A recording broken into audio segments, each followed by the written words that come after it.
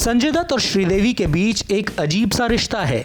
दोनों ने अपने करियर में महेश भट्ट की फिल्म गुमराह को छोड़कर कभी एक साथ काम नहीं किया, लेकिन दोनों को एक साथ लाने का ये करिश्मा महेश भट्ट के अलावा कोई और निर्माता निर्देशक नहीं दिखा पाया। यहाँ तक कि अमिताभ बच्चन की सहानुभूति के बावजूद श्रीदेवी के कारण संजय दत्त को 1/4 बन चुकी फिल्म खुदा गवाह से बाहर निकाल दिया गया। संजय दत्त और श्रीदेवी की अदावत 1983 से शुरू हुई। उन दिनों श्रीदेवी नई बॉलीवुड में आई थी और तेजी से पॉपुलर हो रही थी। संजय दत्त उन दिनों शराब और ड्रग्स में पूरी तरह डूबे रहते थे। श्रीदेवी की लोकप्रियता उन्होंने भी सुन रखी थी, इसीलिए वो उनसे मिलने के इच्छुक थे।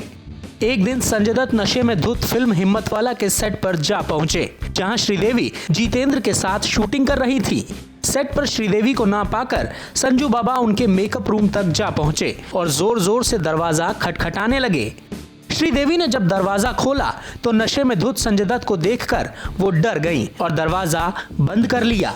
ये मुलाकात ऐसी थी जिसे श्रीदेवी कभी नहीं भूल पाई और कभी एक साथ काम ना करने का प्रण ले लिया। श्रीदेवी की इस नाराजगी का सबसे पहला खामियाजा संजय दत्त ने फिल्म जमीन से बाहर होकर उठाया। इस फिल्म में रजनीकांत, विनोद खन्ना के साथ संजय दत्त को भी कास्ट किया गया था, लेकिन श्रीदेवी ने जब इस पर आपत्ति जताई तो निर्देशक ने संजय दत्त की हीरोइन के रूप में माधुरी दीक्षित को कास्ट कर लिया। लेकिन फिर भी श्रीदेवी राजी नहीं हुई और अंततः संजय दत्त को बाहर का रास्ता दिखा दिया गया। हालांकि बाद में यह फिल्म बन ही नहीं पाई।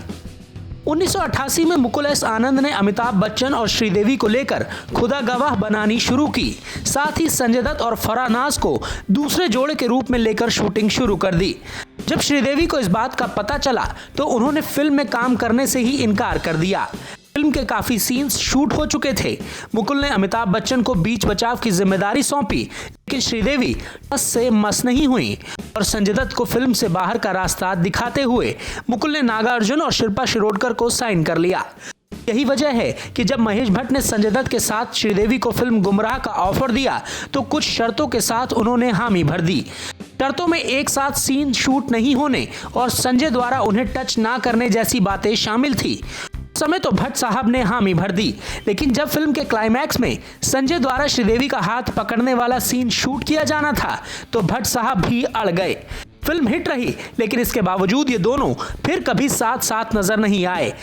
यही वजह है कि जब संजय दत्त इसी साल मुंबई बम विस्फोट कांड में गिरफ्तार हुए तो बॉलीवुड में सबसे पहला समर्थन श्रीदेवी की तरफ से ही मिला था।